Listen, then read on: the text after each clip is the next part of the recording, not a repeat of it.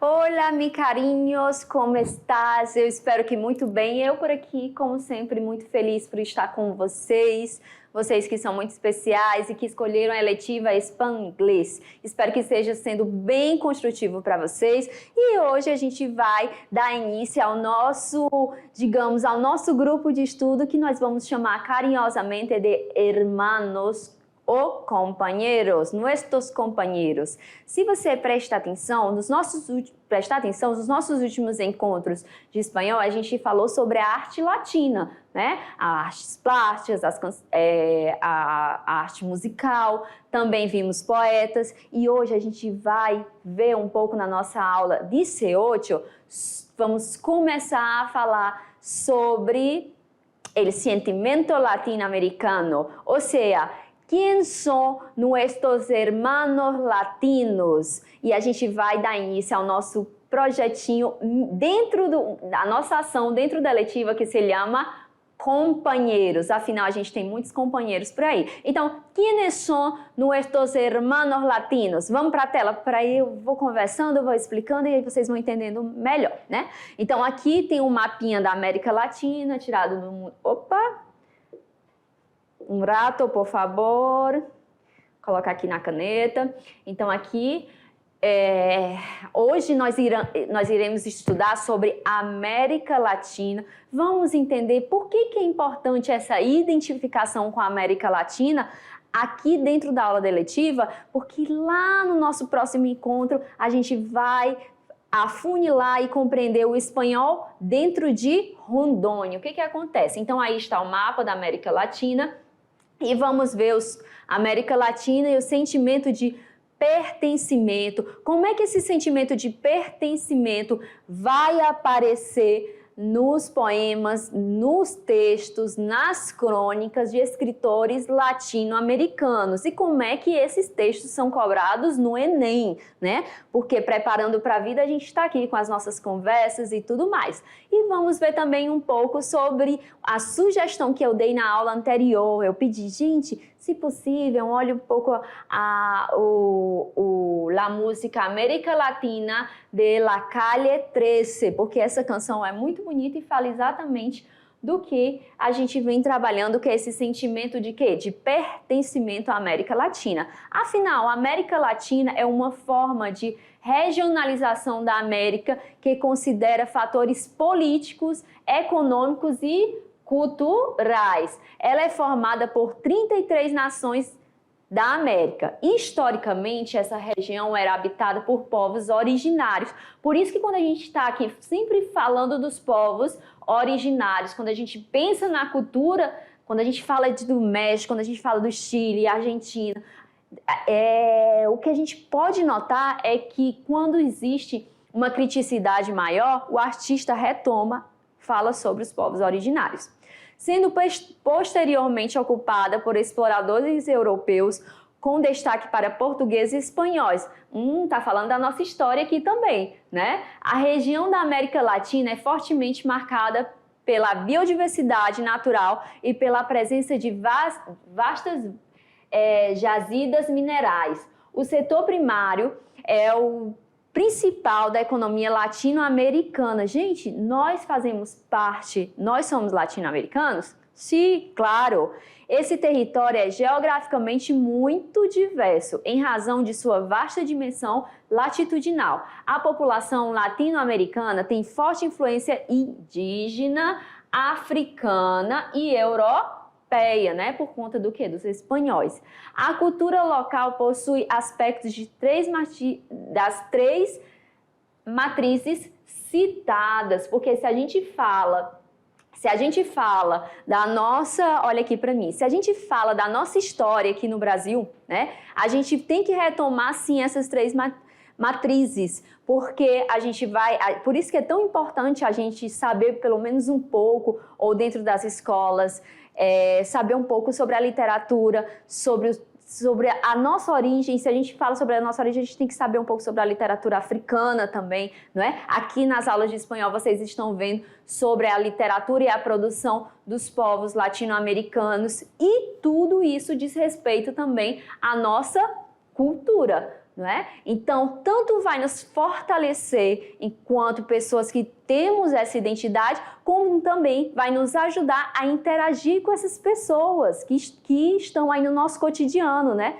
Falando espanhol. Então, ter consciência que a nossa história é muito, pareada, muito próxima a história dessas pessoas vai encurtar, o que eu sempre falo, né? Vai encurtar nossas distâncias. Então, vamos para a tela. Vamos lá. Então, essa é a definição de Latinoamérica tirado do sítio, que é site, Mundo da Educação, tá? Aí eu trouxe para vocês também do Brasil Escola, países da América Latina. Olha aí, a grande maioria se hablando o quê? Hablando espanhol. Argentina, Bolívia, Brasil, Chile, Colômbia, Costa Rica, Cuba, Equador, El Salvador, Guatemala, Haití, Honduras, México, Nicarágua, Panamá, Paraguai, Peru, República Dominicana, Uruguai, Venezuela. Professora, por quê? Deixa eu respirar aqui, né? Por que você colocou isso aí e fez questão de ler todos? Para você notar a nossa relação com o espanhol, né? Então aqui tem o Brasil e de resto, né? Todas as nossas questões políticas e econômicas e esses países todos aqui, eles falam o quê? Espanhol. E nós, por alguma ironia do destino, falamos português. Ironia do destino não, pela nossa história também, né? Mas sabemos que na nossa história nós também passamos por um processo de invasão europeia, né? Com os espanhóis, com os portugueses e os espanhóis. Então o espanhol também estava ali no processo de colonização. Então vamos lá, ler alguns tópicos. A divisão da América Latina é um tipo de regionalização que não considera fatores geográficos físicos. Olha isso, o que considera então? Mas sim características humanas, como a cultura, não é que a gente leu, como economia, política e cultura.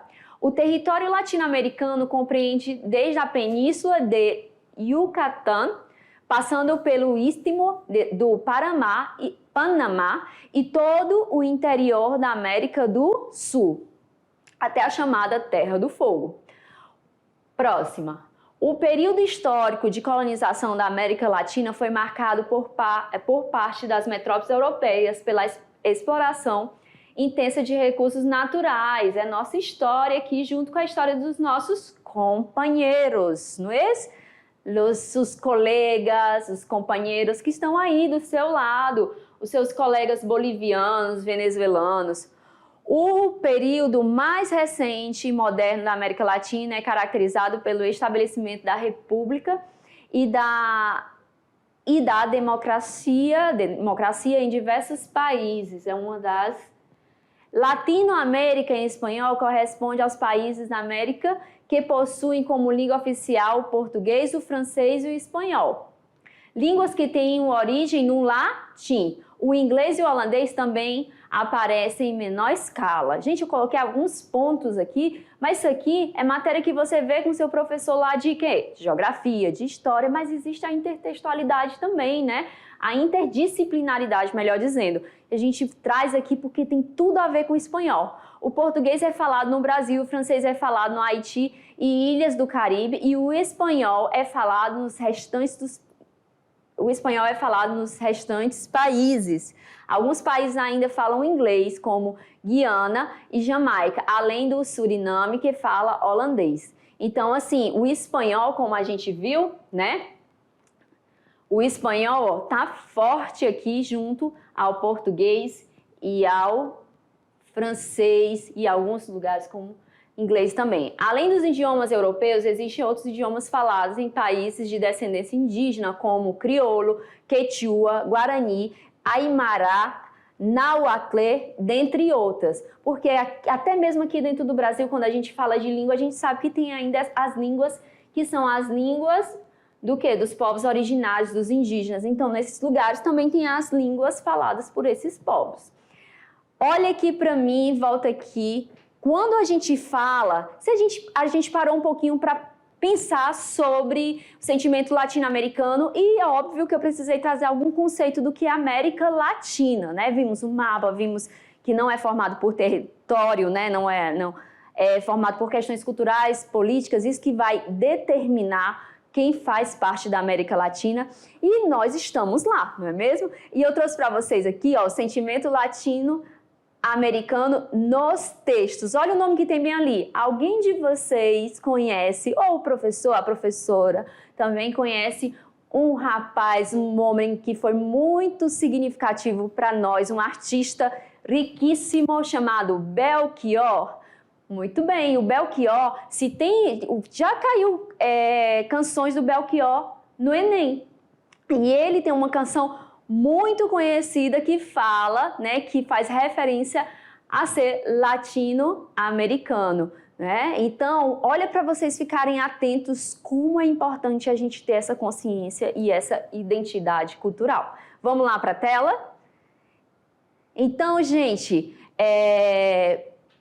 Belchior é um sentimento latino, ó, escrito aqui por Romero, eu tirei de um blog, tá? Aqui estão as fontes, as informações, que diz: morreu Belchior, fica um legado musical e poético como poucos na canção latino-americana. Muitos temas foram trabalhados a partir da música do compositor cearense. Vocês sabem que eu sou cearense, né? Mas não é só porque eu sou cearense que eu tô puxando a sardinha para ele, não. É porque ele era o cara mesmo. Sintoma de uma geração e má consciência de uma outra. A poesia do autor de Coração Selvagem foi pau para toda a obra em termos de política cultural e memória de um Brasil que teme não se reconhecer nessas lembranças. Porque uma das temáticas muito importantes que a gente traz nessa aula de hoje e que quem sabe, vem aqui para a tela comigo, e quem sabe seja a mensagem mais importante que a gente tem que sair com essa consciência, é quando aqui o escritor fala que muitos teimam em negar esse sentimento latino-americano. Então, lá no poema, na canção, ele diz, né, eu sou apenas um rapaz latino-americano, sem dinheiro no banco, sem parentes importantes e vindo do interior. Vocês conhecem essa canção? É maravilhosa. Fica mais uma sugestão aí para vocês conhecerem. Então ele se identifica e quando a gente vai ver um pouco sobre essa canção, você encontra características também desse povo latino-americano, que é um povo trabalhador, que é um povo que às vezes fica se sente um pouco esquecido, né? Marginalizado. Então, esse sentimento está dentro da arte latino-americana. E aqui a gente está vendo com os nossos companheiros. Vamos para a tela? Então, tá aí, né? Por força desse destino, um tango argentino me vai bem melhor que o blues. O que ele quer dizer isso? Ó? Por força desse destino latino-americano, um tango argentino que é minha, né, faz parte da minha origem, me vai bem melhor que o blues. Ou seja, eu não preciso estar pegando a cultura tão distante da minha, eu vou para o sentimento de meus companheiros. E como é que isso aí cai no Enem, professora? Sentimento latino nos textos.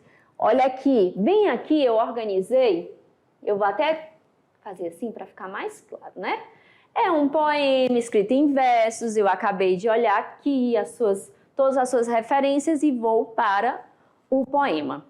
Aquí estoy establecido en los Estados Unidos. 10 años pasaron ya en que crucé de mojado, papeles no he arreglado, sino sigo siendo un ilegal. Tengo mi esposa y mis hijos, que me los traje muy chicos y se han olvidado ya de mi México querido, del que yo nunca me olvido y no puedo regresar. Mis hijos no hablan conmigo, otro idioma han aprendido y olvidado el español. Piensan como americanos, niegan que son mexicanos, aunque tengan mi color. Então, o que a gente vê de importante aqui? Primeiro, vocês vão ler novamente, mas eu, por conta do tempo que a gente tem aqui no nosso encontro, eu já vou lendo e traduzindo. Olha isso, olha o sentimento. Quando vocês lerem novamente, vocês vão ver que se trata de um sentimento de uma pessoa que fez o quê? De um estrangeiro que veio, né, que saiu da sua terra e foi tentar a vida, usar uma linguagem coloquial, tentar a vida nos Estados Unidos. Então, acontece bastante aqui também, né? E esse sentimento latino, contudo, esse sentimento latino não saiu do coração dele. Tradução: aqui estou estabelecido. Segundo verso: nos Estados Unidos, 10 anos passaram já, 10 anos já se passaram, em que cruzei demorado, que eu cruzei rápido, papéis não é ajeitado. Os papéis que ele fala são os documentos, né? Sigo sendo ilegal, sigo sendo ilegal. Tenho a minha esposa e mis hijos, tenho a minha esposa e meus filhos, que me los traje muy chico, que eu os trouxe muito pequenos para cá. E se han olvidado já de mi México querido. E eles já esqueceram do México querido, do meu México querido. Del que não me olvido, do que eu não me esqueço e não posso regressar. Mis hijos não hablam comigo, meus filhos não hablam comigo, outro idioma eles aprenderam e esqueceram o espanhol, pensam que são americanos, negam que são mexicanos, ainda que tenham a minha cor. Olha que maravilhoso! Ah, eu amo, gente, eu tô toda arrepiada. Então, assim, faz parte de muita é a realidade de muitos, né? Inclusive, pode ser a realidade de alguém que está me ouvindo agora, e eu digo que é com muito carinho que a gente está aqui para acolher, comunique na sua língua, fale com nos outros, mande mensagem e tudo mais para você continuar usando sua língua materna, tá bom? A letra da canção coloca em cena um dilema, por vezes vivenciado por imigrantes. Esse dilema se configura no sentimento do pai em relação ao. Então, comando em português, as alternativas também em português. Então, qual é o dilema? A diluição de sua identidade latino-americana, advinda do contato cotidiano com o outro. Ele fala sobre isso? Ele acha que a sua identidade foi se diluindo? B. Distanciamento dos filhos, gerado pela apropriação da língua e da cultura do outro. C. Preconceito ético-racional sofrido pelos imigrantes mexicanos no nosso país. Gente, essa daqui poderia ser uma temática? Possivelmente existe o preconceito? Possível não, com certeza existe o preconceito ético-racial? Sim, mas não é o tema do poema, tá bom? Então não queira achar onde não existe. Não é o tema do poema. D. Desejo de se integrar a uma nova cultura e de se comunicar na outra língua. Ele fala isso sobre o desejo de se comunicar em outra língua? Não, ele fala que os filhos já se comunicam, que a mulher também, que ele possivelmente também, mas ele não demonstra o desejo. E. Vergonha perante os filhos de viver ilegalmente em outro país? Não vamos inventar, né? Em nenhum momento ele falou isso. Então ficou diluição da sua identidade latino-americana? Vimos que não, porque ele diz que nunca perde a sua raiz mexicana. Então o gabarito do Enem ficou letra B. Distanciamento dos filhos gerado pela apropriação da língua e da cultura do outro, quando ele diz que eles aprenderam outra língua e não se dizem o quê? Sequer se dizem latino-americano. Pronto. Então vamos agora para mais uma questão. Para mais uma questão do Enem, tá? Trabalhando esse sentimento latino nos textos. Gente, ficou um pouquinho afastado, mas deixa eu ver. Passar informação para vocês. Essa questão é de 2016, tá certo? Enem 2016. Vamos à leitura. Ali a gente lê o quê? A gente lê um poema escrito em verso, aqui a gente vai ler um texto escrito em prosa. Tem título? Tem informação? Vi que é de site, as informações não estão acrescentando muita coisa. Então a gente tem que ir diretamente para o texto. Vamos lá. La excelente cosecha literaria latino-americana de la segunda mitad del siglo XX, ou seja, vai falar do que? Da literatura latino-americana, del siglo XX, perdão. Puede resumir-se em uns 4 nomes. Aí está dizendo que pode se resumir a literatura latino-americana em 4 nomes. Los de colombiano Gabriel García Márquez, el peruano Mario Vargas Llosa, los argentinos Jorge Luis Borges y Julio Cortázar, el cubano Alejo Carpentier y el chileno José Donosco, los mexicanos Octavio Paz y Carlos Fuentes. Hay más escritores dignos de figurar en ese cuadro de honor, cuadro de honras, ¿no? Por supuesto, pero en él não poderia faltar nenhum de los mencionados. Então fica aí também mais uma dica de busca, de pesquisa, quem são, né? Pero en él não poderia faltar nenhum de los mencionados. Carlos Fuentes, falecido a los 23 años en la Ciudad de México, se labró al puso su puesto en él. Novelista, ensayista, dramaturgo, guionista de cine, profesor en las más destacadas universidades americanas y europeas. Fuentes supo reflejar en su obra el espíritu de México, forjado en el mestizaje y en la red de complexidades que comporta. Ou seja, tá vendo aqui, gente, o sentimento, né, de patriotismo do escritor. Pero não solo isso. Em todo momento, Fuentes foi um paladín de la libertad, tanto em lo relativo a la imaginación, né, a produção, e el talento criativo que impregna suas obras, como em lo referente ao compromisso social. Então aqui fala sobre mais um artista que tinha um compromisso, Fuentes, não é? Que tinha um compromisso, que trazia a identidade, o quê? Mexicana, e também tinha consciência social. Aí como é que cai isso no Enem? Aí quais são as dicas que você dá, professora? Vai lá, vai ler o texto, vai ler uma vez, um texto cheio de nome, aí vai, digamos que você vai fazer barrar o texto, né? Você vai catar as informações primeiras, depois você vai ler de novo e vai fazendo as marcações necessárias no seu texto, até chegar a uma conclusão que é um texto que fala sobre escritores latino-americanos do século XX, e ele cita alguns que ele considera mais de destaque, tá bom? Apesar da proximidade entre as línguas portuguesas e espanhola, muitas expressões, questão do Enem, muitas expressões não são equivalentes. No texto, a expressão apuso significa que Carlos Fuentes foi o quê, gente? Letra A. Trabalhou em suas obras as questões relativas ao contexto social de seu país, escreveu suas principais obras com base no princípio da liberdade de criação, integrou o quadro dos escritores latino-americanos mais destacados do... esse daqui tem gente que pode marcar, né?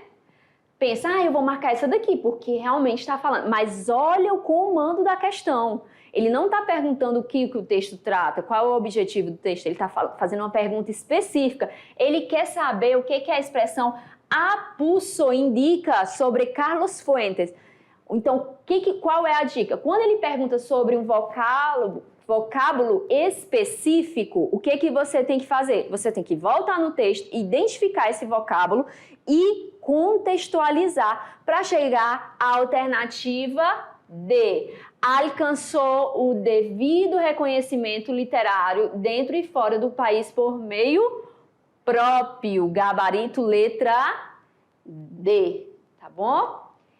Vamos, mais uma canção, onde vamos trabalhar o sentimento latino-americano, e esse daqui vocês inclusive já assistiram, né, a apresentação onde nós gravamos essa canção para vocês.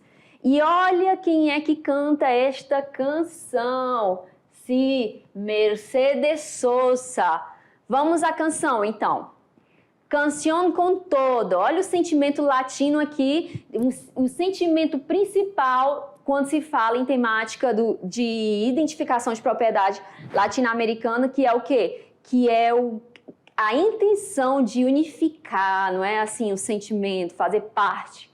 Salgo a caminhar por la cintura cósmica del sul. Esse eu vou ler rápido porque a gente já leu esse, tá bom? Na aula, num dos nossos encontros.